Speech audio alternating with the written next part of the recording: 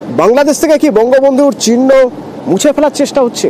এই প্রশ্ন উঠবে, তার কারণ রাত ভোর 32 ধানমন্ডিতে চলল হামলা। একেবারে ধ্বংস করে দেওয়া হলো মুজিবুর রহমানের বাড়ি, এবং শুধু তাই নয়, তার পাশে সুধা সদন অর্থাৎ শেখ হাসিনার বাড়ি, তাও শেষ করে দেওয়া হলো। আর শেখ হাসিনা অহংকার দিচ্ছেন যে এভাবে মুজিবের চিহ্ন নষ্ট করে বাংলাদেশের ইতিহাস নষ্ট করা যাবে না।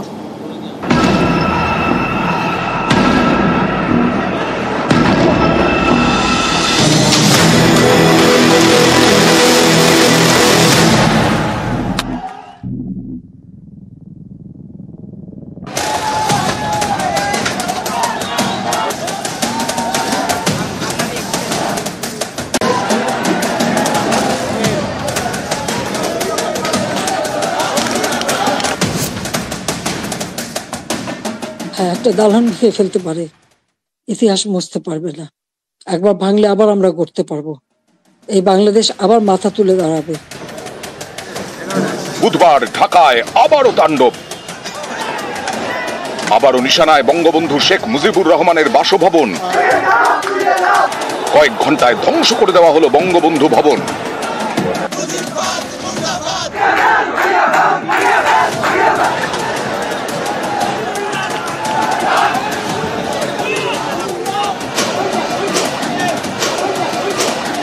শেখ হাসিনার সুধা সদনেও চলল তাণ্ডব। যার জন্য স্বাধীনতা, তার বাড়িতেই হামলা। এই তাণ্ডব সহ্য করতে পারেননি, সরব হয়েছিলেন, তাই এই মহিলাকে ঘিরে ধরে নির্যাতন করা হয়। বুধবার রাতভর ঢাকার ধানমন্ডিতে ধুন্ধুমার। ফেব্রুয়ারিতে বাংলাদেশ জুড়ে কর্মসূচি ঘোষণা করে আওয়ামী লীগ। এ নিয়ে শুরু থেকেই সুর চড়ায় হাসিনা বিরোধীরা। বুধবার রাত 9টায় ভার্চুয়ালি ভাষণ শুরু করেন শেখ হাসিনা। পাল্টা হাসিনা বিরোধীরা আগেই হুঙ্কার দিয়েছিল, হাসিনা ভাষণ শুরু করলেই বঙ্গবন্ধু ভবনে তাণ্ডব শুরু হবে। সেই মতো প্রস্তুতিও নেওয়া হয়। শুরু হয় মিছিল, বুলডোজার নিয়ে মিছিল।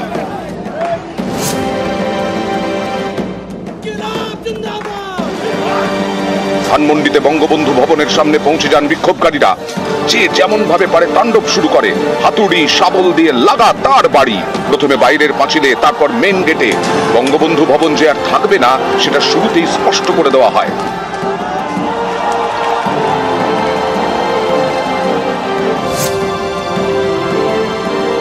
বঙ্গবন্ধু ভবন ভাঙার জন্য নিয়ে আসা হয় ক্রেন। এক্সকাভেটর দিয়ে বঙ্গবন্ধু ভবন ভাঙা শুরু করে বিক্ষোভকারীরা। প্রকাশ করছেন 1 ঘন্টা ধরে চলে তাণ্ডব। আগুন ধরিয়ে দেওয়া হয় বঙ্গবন্ধু ভবনে। কয়েক ঘন্টার তাণ্ডবে ঢাকার ধানমন্ডির 32 নম্বর বাড়ি একেবারে ধ্বংসস্তূপ। পাশের 5 নম্বর বাড়িতেও হামলা চলে। এই বাড়িটির নাম সুধা সদন। স্বামী ওয়াজেদ মিয়ার সঙ্গে এই বাড়িতে এক সময় থাকতেন শেখ হাসিনা। সেখানেও আগুন লাগিয়ে দেওয়া হয়। বুধবার রাত ভর তাণ্ডব, বৃহস্পতিবার সকালেও থামেনি। একেবারে গুঁড়িয়ে দেওয়া হয় বঙ্গবন্ধু ভবন। এখানেই শেষ নয়, দেশের ইতিহাস যে বাড়ির সঙ্গে জড়িয়ে তা ধ্বংস করে উচ্ছ্বাসে ফেটে পড়ে বিক্ষোভকারীরা। ধ্বংসযজ্ঞের পর যেন উৎসব।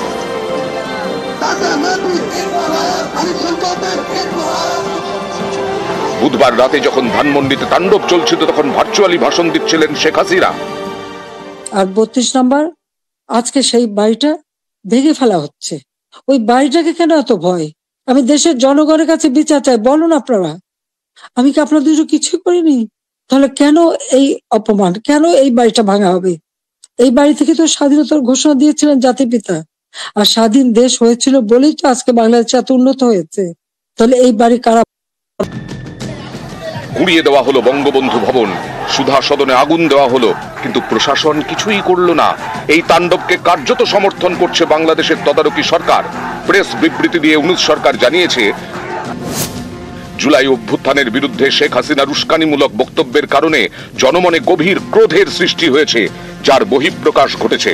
গত 6 মাসে 32 নম্বর বাড়িটিতে কোনো ধরনের আক্রমণ ধ্বংসযোগ্য হয়নি। গতকাল রাতে এটি ঘটেছে পলাতক শেখ হাসিনার বক্তব্য ঘিরে।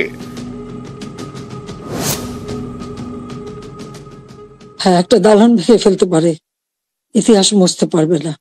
একবার ভাঙলে আবার আমরা গড়তে পারবো। এই বাংলাদেশ আবার মাথা তুলে দাঁড়াবে। গত জুলাই উত্তাল হয় বাংলাদেশ। নিশানায় ছিলেন মুজিব কন্যা শেখ হাসিনা। তিনি তখন বাংলাদেশের প্রধানমন্ত্রী। গত 5ই আগস্টে তিনি দেশ ছাড়েন। সেদিনও ধানমন্ডিতে এই বঙ্গবন্ধু ভবনে তাণ্ডব চলে। সেদিন বাড়ির যতটুকু বেঁচে ছিল বুধবার সব ধুলোয় মিশিয়ে দেওয়া হয়। এই বাড়িটাই ছিল বঙ্গবন্ধু শেখ মুজিবুর রহমানের ঠিকানা। এই বাড়ি থেকেই বাংলাদেশের স্বাধীনতা ঘোষণা করেন সে দেশের জাতির জনক। বাড়িতে মিউজিয়াম তৈরি করেন শেখ হাসিনা। ঐতিহাসিক সেই বাড়ি ধ্বংস করে দেওয়া হলো। হ্যাঁ, একটা দালান ভেঙে ফেলতে পারে, ইতিহাস মুছতে পারবে না। একবার ভাঙলে আবার আমরা করতে পারবো। নিউজ 18 বাংলা। এবং এই ঘটনা কঠোরভাবে নিন্দা করেছে ভারত। বলছে কঠোরভাবে নিন্দনীয় যে ধরনের ঘটনা ঘটানো হয়েছে বাংলাদেশে, এবং প্রশাসন এখানে চুপ। শেখ মুজিবের বাড়ি বাঙালির কাছে গর্বের। বঙ্গবন্ধু ভবন ধ্বংসের কড়া নিন্দা করছে ভারত। দখলদারি নিপীড়নের বিরুদ্ধে লড়াইয়ের প্রতীক এই ধরনের ধ্বংসলীলা কঠোরভাবে নিন্দনীয়। ধানমন্ডি হামলা নিয়ে নয়াদিল্লির বিবৃতি।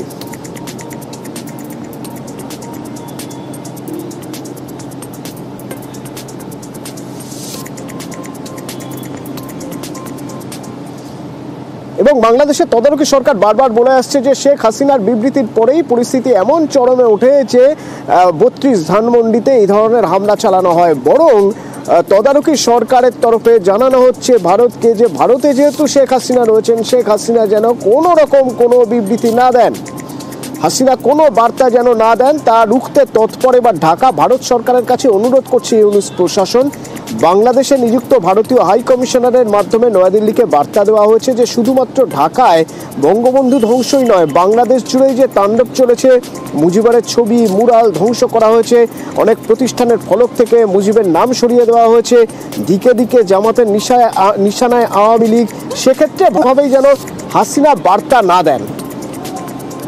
লিখিতভাবে আমরা অনুরোধ করেছি যে শেখ হাসিনাকে রেস্ট্রেন করার জন্য, যাতে করে তিনি এই ধরনের বক্তব্য না দেন।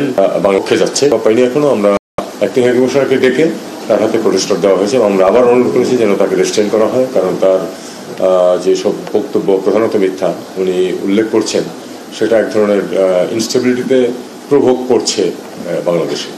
এই জন্য আমরা অনুরোধ করেছি যেন এই প্র্যাকটিসটা বন্ধ করার জন্য তারা যেন ব্যবস্থা নেয়। কর সরলীকরণের পরে সুদে স্বস্তি বলা যেতেই পারে। তার কারণ রিজার্ভ ব্যাংক অফ ইন্ডিয়া তাদের রেপো রেট 25 বেসিস পয়েন্ট কমালো। ফলে গাড়ি বা বাড়ির ঋণ আরও সহজ হবে, সহজ কিস্তিতে হবে, সুদ কমবে, বেশ কিছুটা সুদ কমবে।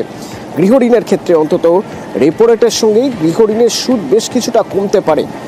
সেই 2020 পর 5 বছর পর এই প্রথমবার রেপো রেট কমলো।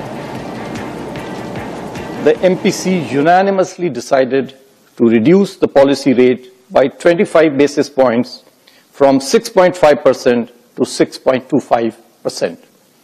Consequently, the standing deposit facility, SDF, the SDF rate shall be at 6.0%, and the marginal standing facility rate, also called the MCF rate, and the bank rate shall be 6.5%. The MPC also decided unanimously again to continue with the neutral stance. বাজারে কতটা প্রভাব পড়বে, আম আদমি কতটা সুবিধা পাবে জানতে আমরা কথা বলেছিলাম অর্থনীতিবিদের সঙ্গে, কথা বলেছিলাম আমরা আয়কর পরামর্শদাতার সঙ্গে। কারণ গত 2-3 সাইকেলে যখন এই মনিটারি পলিসির যে মিটিং গুলো হয়, তাতেই আশা করা গিয়েছিল যে রেপো রেট একটু কমবে। এই মুহূর্তে মুদ্রাস্ফীতি বা মূল্য বৃদ্ধি একটা নিয়ন্ত্রণে রয়েছে, অর্থাৎ খুচরো মূল্য বৃদ্ধি 4.85% থাকার দরুন আমার মনে হয় রিজার্ভ ব্যাংকের পক্ষে এই রেপো রেটটা কমানো সহজ হয়েছে। এর ফলে ইন্টারেস্ট রেট কমবে এবং ব্যাংকগুলো নিশ্চয়ই এটা এফেক্টিভ করবে যত তাড়াতাড়ি সম্ভব। কারণ রেপো রেট হচ্ছে যে টাকা ব্যাংক অর্থাৎ কমার্শিয়াল ব্যাংকে রিজার্ভ ব্যাংকের কাছ থেকে টাকা ধার নেওয়ার জন্য দিতে হয়, সেটা যদি কমে, ফলে কমার্শিয়াল ব্যাংকও ইন্টারেস্ট রেট কমাবে। মধ্যবিত্ত এবং যারাই ইন্টারেস্ট দিয়ে থাকেন বা ইএমআই দিয়ে থাকেন ধারের উপরে, তাদের প্রত্যেকেরই মাথা পিছু একটু করে রেট কমা উচিত। অনেক বছর পর এই আরবিআই মনিটারি পলিসিতে 6 জন মেম্বার এবং 6 জন সর্বসম্মতভাবে, এটা খুব পজিটিভ যে সবাই মিলেই এই ডিসিশনটা নেওয়া হয়েছে যে 25 বেসিস পয়েন্ট কমে গেল। এতে সাধারণ মানুষ তারা খুশি হবেন যে তাদের যত লোন চলছে তাদের ইএমআই এর সাশ্রয় হবে, এবং যারা এতদিন লোন নেননি ব্যাংক থেকে, যেহেতু বেশি চড়া সুদে লোন নিতে তারা পাচ্ছিলেন না, তাদের ক্ষেত্রেও কিন্তু নতুন ভাবে হোম লোন বা ব্যক্তিগত কাজে ব্যক্তিগত ঋণ বা গাড়ির জন্য গাড়ির লোন, এইগুলো তাদের ক্ষেত্রে সহজলভ্য হবে। আমাদের সঞ্জয় মালহোত্রা সাহেব নতুন গভর্নর এসছেন এবং এসে কিন্তু তিনি সরাসরি সাধারণ মানুষ এবং দেশবাসীর যে প্রত্যাশা ছিল সেই প্রত্যাশাটাকে মিটিয়ে দিলেন, এবং এটা দিয়ে হয়তো শুরু হলো আগামী দিন অর্থনীতি যদি ঠিকঠাক চলতে পারে তার আপন গতিতে, তাহলে হয়তো আগামী দিনে আরো রেট কাট হওয়ার সম্ভাবনা থাকবে।